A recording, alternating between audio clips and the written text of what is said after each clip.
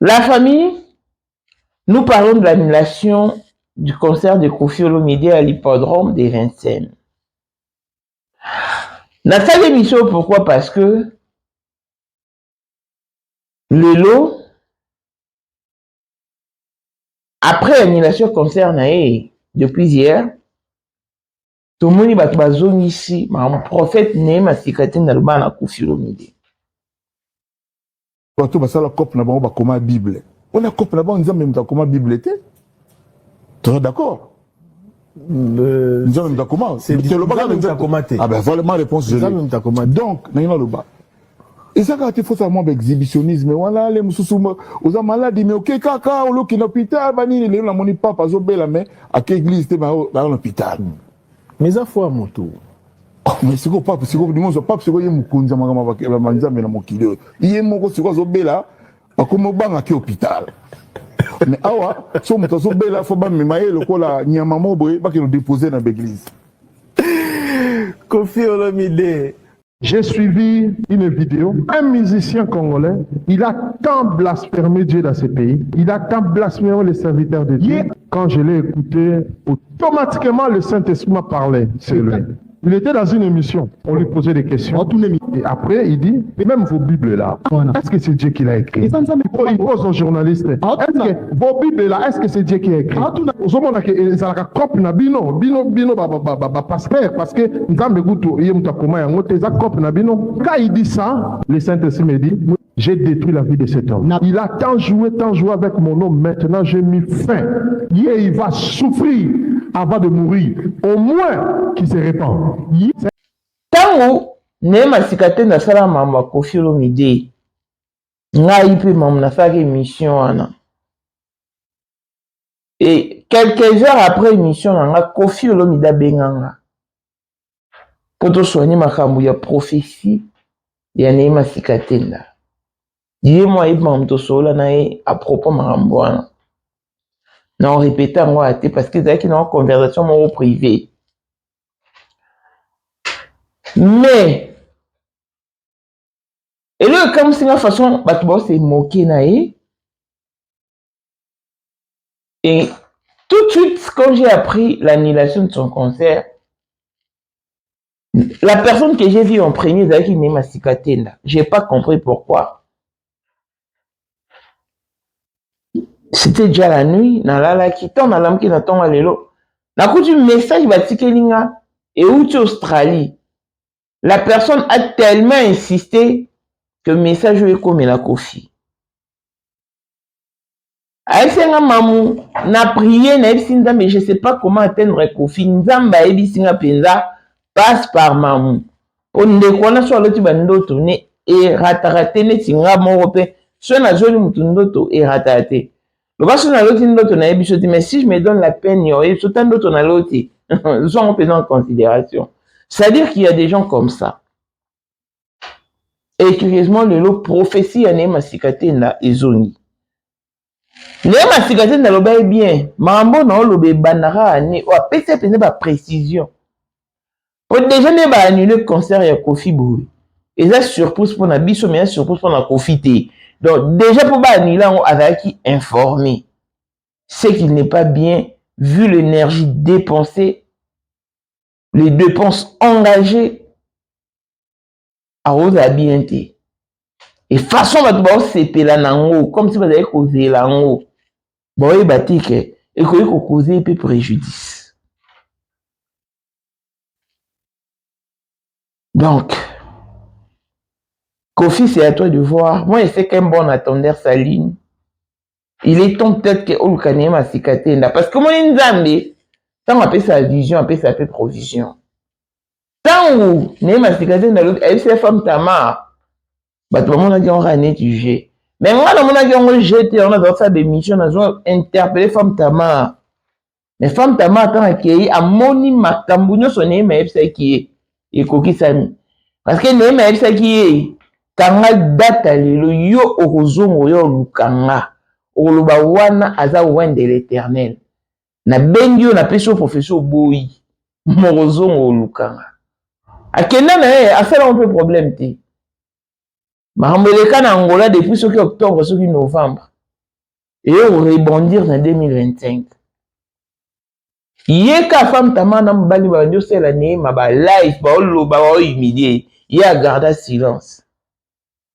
Mais lelo Neema avandaki azui visitation à femme tamana mbali ba ko senge pardon, ba senge pe libota na nzambe pardon. Or, so asambela reninga lobara wana, maman se ngo komate. Tikomi linga wana, o Neema lobara, au film de c'est peut-être ça. Moi je pense qu'il est temps.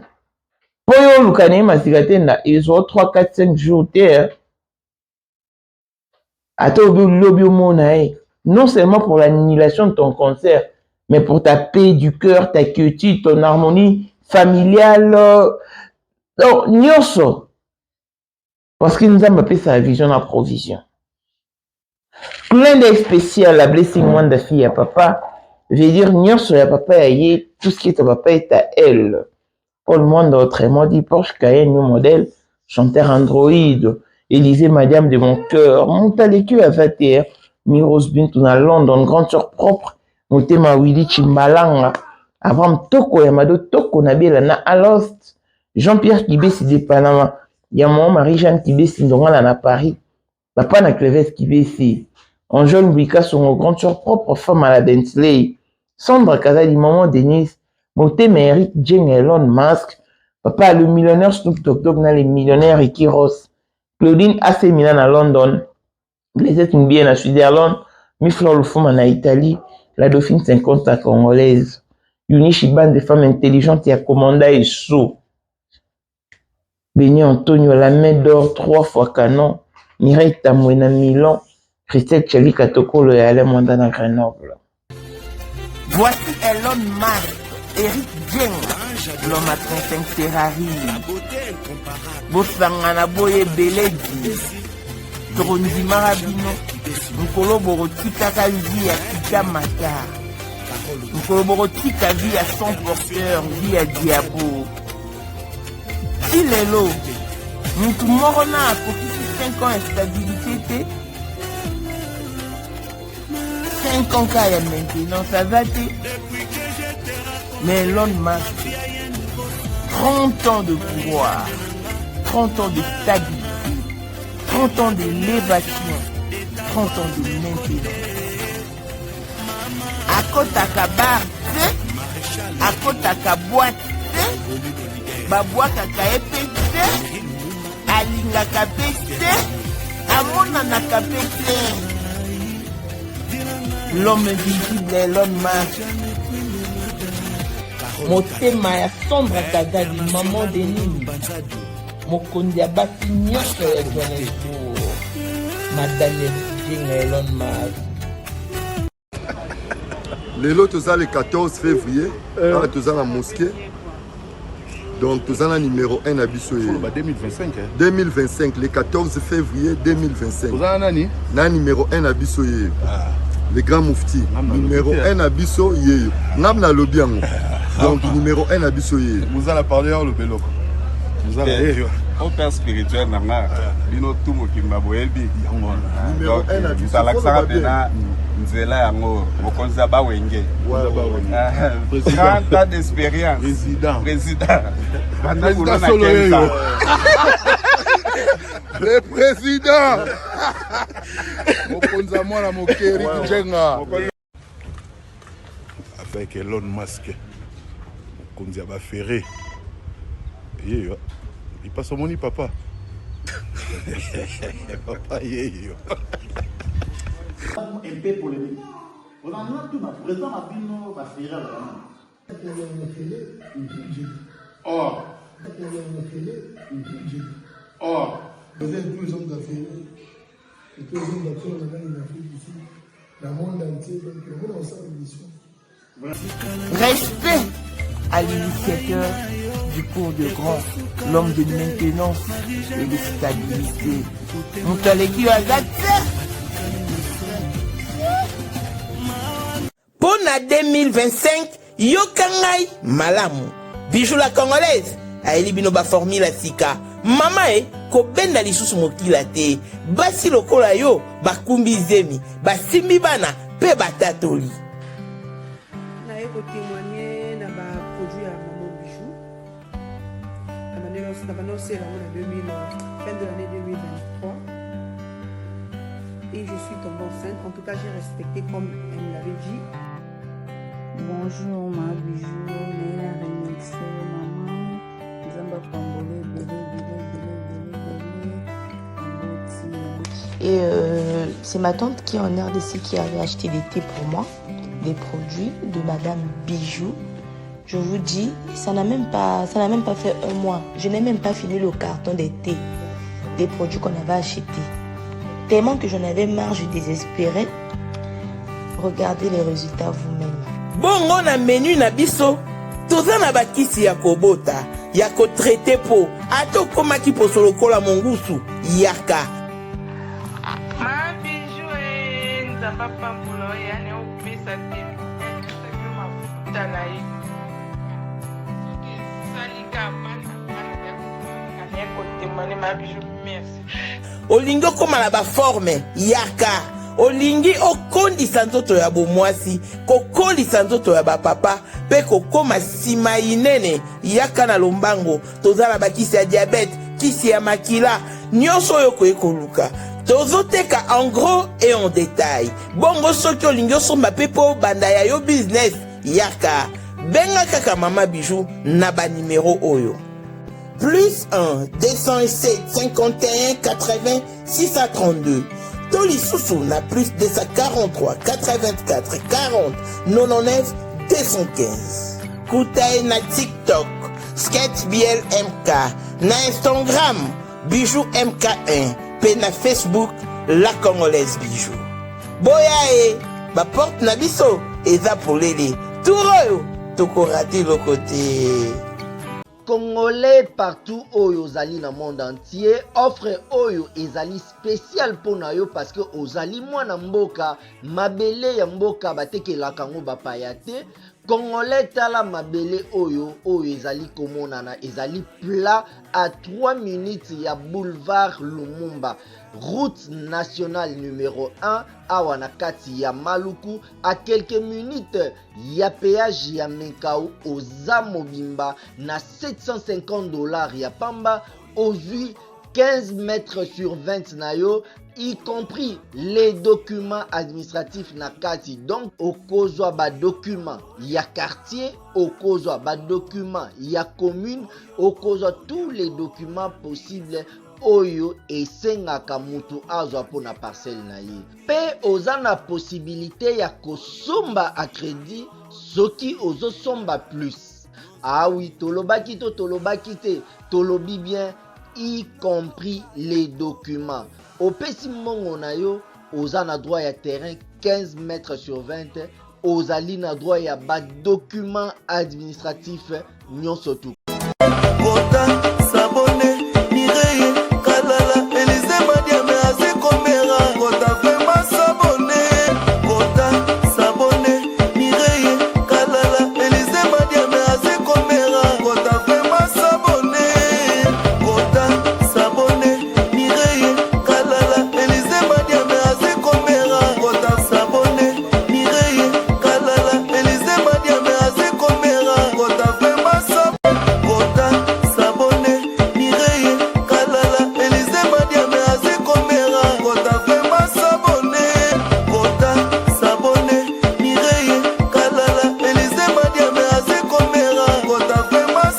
Bonjour et bienvenue dans ce nouveau numéro de Moment International TV Show, votre chaîne d'actualité, de l'information et de l'émotion. Voilà que le mention nous ramène dans le dossier Koffi Olomide pour l'annulation de son concert à l'hippodrome de Vincennes. C'est une décision dont nous ignorons la cause parce que la personne la mieux placée pour nous expliquer ce qui suit ou nous donner des plus amples détails, c'est bel et bien Koffi Olomide, qui jusqu'à-là n'a rien dit, n'a rien posté, donc il n'a pas fait signe de vie. Déjà, pour concert Nafnak, bakoma que concert est annulé, il doit y avoir une raison. Et avant de publier décision, on va rendre au public. Donc, au préalable, déjà, va consulter qui confie pour nous, c'est que concert, ils ont annulé. Donc, on est sur tout le monde Internet, déjà, il faut noter que c'est pas une surprise pour Koffi Olomide. Donc, c'est à lui de nous fixer, voilà, les concerts est annulé pour telle ou telle raison. Déjà, tu veux qu'il y ait concert, tu veux qu'il y ait festival. Au festival. Et après, on n'a pas compris. Et là, il y a une connotation, il y a concert, il y a Koffi.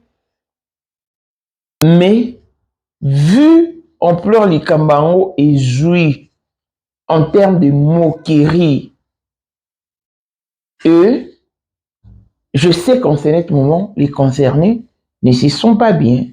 Il n'est pas dans ça. Pour ça, on ne peut pas jouer l'hypocrisie là-dessus pour dire, oh, t'es concerné, peut-être que la carrière est l'un de ses plus grands concerts, il y a livré avant la fin de sa carrière ou de ses grandes prestations. Pour Boïne, Koffi Olomide a attaqué déjà 50 000 billets, en tout cas, Kaboui, toi les Indi, annulé le concert. Maintenant, il y a aussi l'émission Oyo, c'est parce que il y a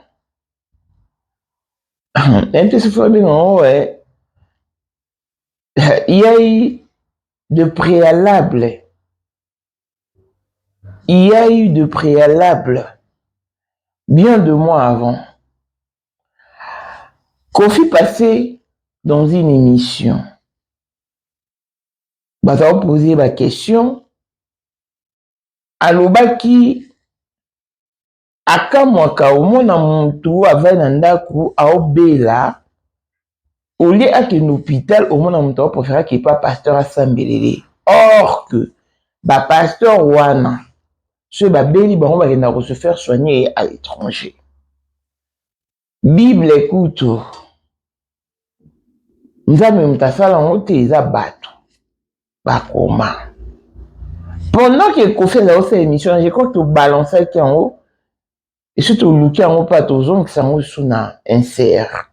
Pour faire tous qui sont pour mambo non loba et vraiment sens. Pendant que Koffi avec qui collègue émission, le prophète Nehema Sikatena était chez lui ou quelque part, je sais pas moi, en train de visualiser l'émission en question. Pendant que Koffi répondait aux questions, Nehema Sikatena s'est senti révolté. En fait, il s'est senti lésé et s'est révolté par rapport au dire de Koffi. Il a même tapé un poing sur la table. Il était chez lui. Et après, pendant qu'il a eu l'occasion de prêcher, je mets en garde un artiste musicien à qui tisse basala nzambe humilia basali ya nzambe. Bazo poser la question à l'obi Bible. Oh non. Révolte nanga et puis c'est tellement Bazel Moro non, tu dois faire quelque chose. Et pendant que je m'ai révolté, Dieu m'a dit, dis-le publiquement que c'est la fin de cet artiste musicien. Il va souffrir. Ce sont les propos contenus Nehema Sikatena. Et Batu batagaki Koffi na ba propos ya Nehema Sikatena.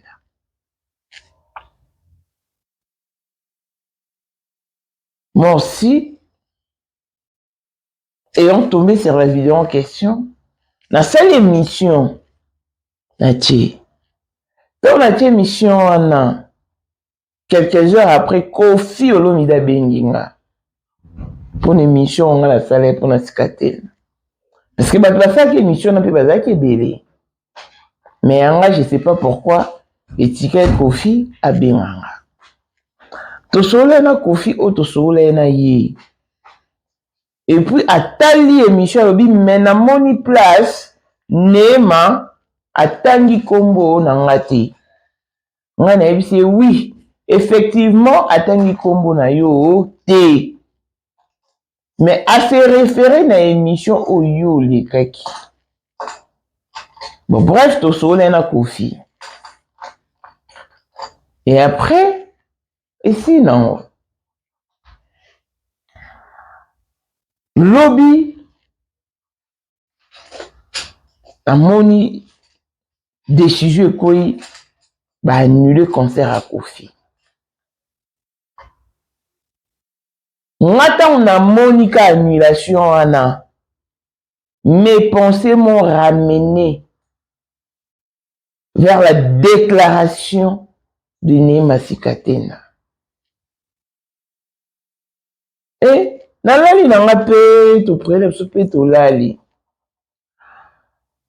Tana mimi na tongo na ju téléphone na kuti ba message. Na message moko yuti Australie. Mais ne kwa ngo insiste obi mamu tinela Kofi message d'urgence. Parce que tant que tinela kinga esenga na ebi ke yo o ko abibo tant na ezaki ndoto. Aloti ndoto wana non, tu es vraiment extrême qui est, hein? Parce que c'est tellement privé, et ça m'a belé na kati. Aïdi Finzambe, tant à la mouke a mieux prié pour atarafer l'autre bando tourné et salama. Netinga moko qui vous parle. Nga sur na l'autre ndo tonangi salama. Leso na bengi yo, na ebiso ke na loti yo, au négligent ote. Nga na zala bon. Pour il arrive des fois na l'autre ndo pour na nga moko. On a fait eleki na mais ndoto o kaisa na loti na la mbel na mabi ta na loti ndoto boy c'est que nécessite la prière. Il y a pas longtemps na vend ndoto moro on a lotaka en fait même ça ndeko nanga na loti au komi na mbongo ozo compter ozo teka ba or ba diamant mbongo na monyo na bana no mais moi sino azate. Et puis, na manyomi tout na question, na moni moi si mususu bali moi si mususu mais moi si en référence ya moi sango la pembe makasi. Nzambe ebisinga tant que ozana moi sino oyo, oko avancer te, oko évoluer te financièrement. Ton ebisi ndeko nga bilongwa. Sans effet. Na ebisi ngai na loti, ya soué na nga te. Na kanisa ki on pété mais nzambe nde alakisinga. Vous pouvez comprendre mon tassa la rappel lukambo on est. Mais soit somi chemise na versa sur moi ça siliki. A somi chemise na mon boya dolce gabana moi ça siliki. Ah. Et vous mena été bandeko. Nde na sabino boye. Ba ça divorce. C'est-à-dire que mutu na mutu amiyebi ne Socrate aloba connais-toi toi-même. Batu mususu akolo zane ndoto ba eza ndoto ordinaire. Mais ngai tenga sona ebiso pena bengi yo. Je me donne la peine de t'appeler pour te dire na loti yo. C'est-à-dire prier, ozongo jeter. Nepe mbeko wana alobi. Et alors nga na la seule mutu lo nga muko na domaine wana. Si vous insistez à ouvrir mon message comme na komisa en maman a dit soit habitant à l'autre ndoto à l'amour qui n'a pas regret après a va dire prier tant qu'on prier si ko boye pena na bo moto avec conscience azo prier et dit nzambe je sais pas comment atteindre Kofi parce que aoyo kapenza maulu bane na litoi message comme la Kofi, message comme la Kofi. Aïbisi Nzambe, Seigneur, je ne sais pas comment atteindre Kofi Olomide. Nzambe Aïbisi passe par maman. Na prière naïe. Elle va t'aider à atteindre Kofi Olomide. Assis prière, bien amen. Y'a eu au Komilanga, bon, en Australie, ils ont fait un décalage makasi. Biso Zaki, je sais pas, Zaki t'as pas 6 heures, il est au moins bon, dans mon message, bon, on a bien bengaye pour numéro ni et que vous t'as appel. On a déjà tiré un message à se présenter, à tirer un voice. On a vu, bon, comme ça, tant aussi, c'est tant qu'on a mis que VPF, je te rappelle, je suis chez le médecin. Et après, avec pour bien, on a c'est ça qui, tout ça, expliquer, Abi maman, ça veut dire que au moins il y a un autre au monde on le voit en réalité. On va bien, je comprends. Abi nini, aloti Kofi va se réconcilier na bananaï et après il y a qui peut avoir moyen de réconciliation à Bango, c'était une fausse réconciliation. Et puis, il y a un moyen par lequel diable a qui coopérait. Il y a occasionné cette fausse réconciliation. Et n'est-ce qu'on va se réconcilier, bah, comme un solo, bah, comme un solo là. Et ça dit que, bana, bah, comment on va faire programme, il va pas avoir un héros à un héros à zati. Sko et coïncider bana bébé que papa bango azati Kofi azati la bimi moi maman abi a ok ko sala kumoro boye na ndaku ya Kofi au fait bayi baniti ba mikanda bandaku et après et ça mi maman mo boy et ça mi maman ngote kaka ma pose alentour wana auti kozwa mapa aoleka tango akomika liboso portail ya Kofi maman ngo a piqué crise bamonika akoi et batu bazaki na ba sentinelle ba sécurité alerté makele maman akoi maman ateka mapa nde ete mo boulou yeke na venu batu tellement ce qu'on va comme quoi courir devant le portail de Kofi nde sali ke éveillé Cindy abimi mais avant Bima elle a pris le soin de fermer à clé toutes les portes. Akangi va porte à la chambre, akangi va porte à la salon, abimi libanda. Tant comme pe libanda, akadena sepe portail. Il pas temi libanda le roi Batounionso. Ce qui fait que bana tomba yé, moi bas sous accès na mon frère il a quitté. Batounionso, venez maman pas quoi, va hôtel à Kofi, kande ça la seule kambi salami. Et l'équipe, bah tout ce que va dire là, ah heureusement Kofi Olomide a zaté. Biso c'est tout le monde des grands mon pas abimi hein.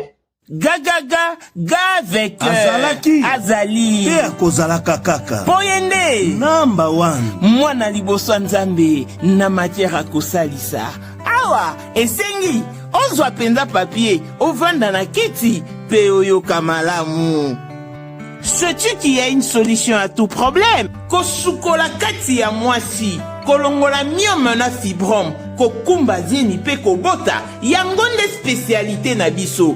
Bongo kosukola kati ya papa ko elimine matako ekufa kokolisa nzoto ya papa pe kopesa ye bopikiliki bwa bokundu bwa nzoto wana pe ya biso. Pona pona loposo na yo kovandisa bonzenga na yo toza na sekele bongo pona autisme diabète hypertension to hypotension toza na sekele bakisi na biso oyo esalami na Allemagne pe Londres bakisi oyo esalami na mboka mondele sont mis à votre disposition yonde zo téléphone pe benga biso papa ozoko kobotisa mwasi te posa ya nzoto esila yo kimobali etelemaka te awa bopikiliki na yo ekozonga mama okota ménopause makila ekatana règle abondante to okoma frigide yeka toza na sekele nyonso awa ekomaka active o yo mutu oza na batrouble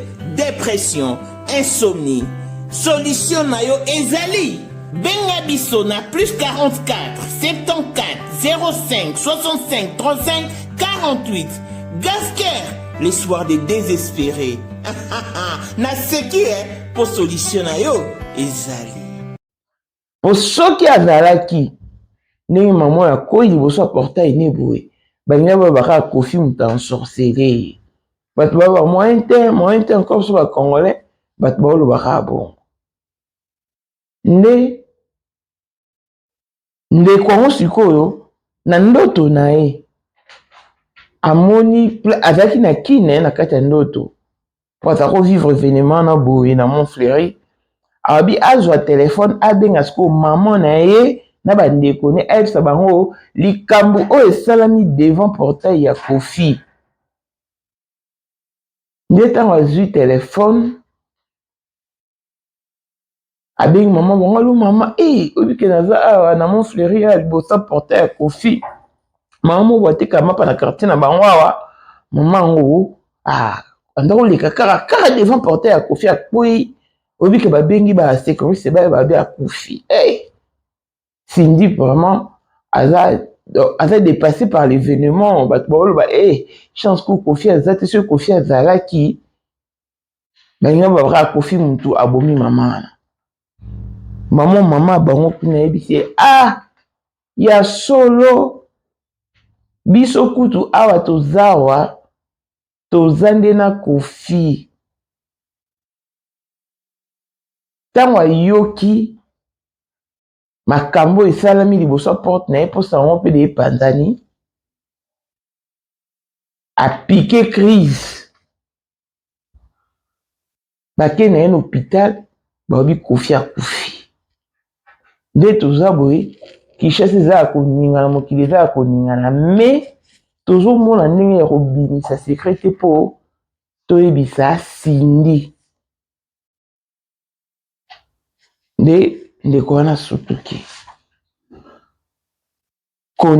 se connaissant elle-même nde alobaki ndoto oyo na prier nde amebisaki passe par maman elobi mpe kaka ntango avandi ye mpe kuna na Australie amoni nde baannule concert ya Kofi etikaki ye makasi nde asalenga message wana ngana ntango abenga siko na tuni olingi oloba wana émission to nalekisa voice oyo otindeli nga abi mamu nalingi otindela ngo Kofi natuni ye napesa o numéro ya Kofi abi te kopesa nga numéro ya Kofi te yo otindela ngo kaka ye azwa mpe makamona babi en considération bandeko toya bato nakoki kose permettre te ero boye nazwa message ana natindela Kofi parce que déjà nayebi etaza nango te déjà nde baannule concert ne boye il n'est pas bien dans sa peau orotindele message mosusu boye azongoka mabe akoappréhendant mabe coûte que coûte parce que biso toyebi ke a un problème et surtout que les gens se moquent de lui bato kuna bandi azofuta karma main noire Fali main noire Alidor Didiston na association na Fali donc bomona ba commentaire on a de partout et eloko ndeko wana kuta alobaki ntango alamuki amoni ke Didiston na lia bana kin faut se débarrasser ndoto oyo ekende regardant le quoi Nzambe insistait qu'il ce qui passe par maman. Et on vous a un message naï. Bon, ngai na boyi no kotine na nga kofi na lingité ezaki na tindeli na vexé to na provoquer le mot boyi. Parce que na yebi question na cette émission kofi otala. Mais situation oyo eza écœurant. Écœurant pourquoi? Parce que tout le monde a papa mukolo. Kofi papa mukolo ana ba soixantaine. Ata loba ke na supporta na makambo.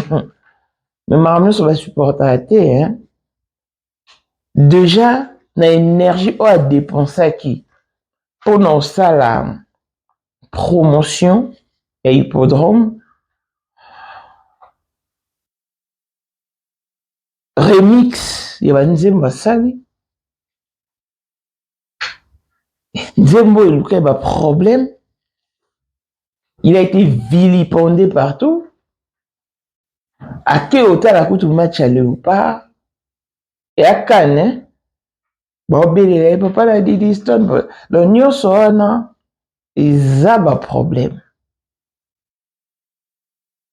Nous t'avons eu qui supporte à ma mais ils ont dit comme souper au supporter te parce que moni mai oyo l'eau qui fait déborder le vase c'est juste une goutte et ça goutte pendant le bac marwa minene ya makasi que ko ya mta accumuler à supporter en haut et à l'équipe en haut. Mais moi ali comment bon qui est et créer les pires et créer PMAB ben nous autres ça makambo tous en moi conscience tous en moi bon moto nem sabino moni moto akufi ana posa kimia te. Parce que ça koufi, ato fingi, ato beti ou bambi maba, ato me libanda, ato pour la mbrula, aoye bati, nous autres tikali loko pamba. Mais mon toi dans un bon mot, nous avons besoin de kimia. On y a tout ça là, ils ont sont à profiter. C'est quand même une des rares légendes de tout na musique.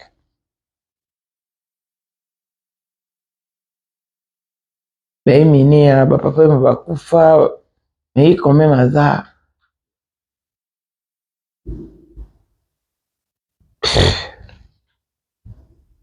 Tout dans moi bon moto. Au moins ton soir comme appelle au CPLI l'annulation à hippodrome de 25 depuis commune nini. Depuis pays nini, tout ça pour avoir quoi? Tout ça pour avoir quoi?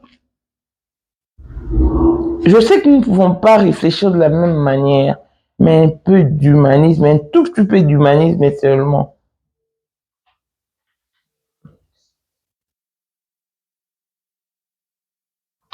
Kofi Olomide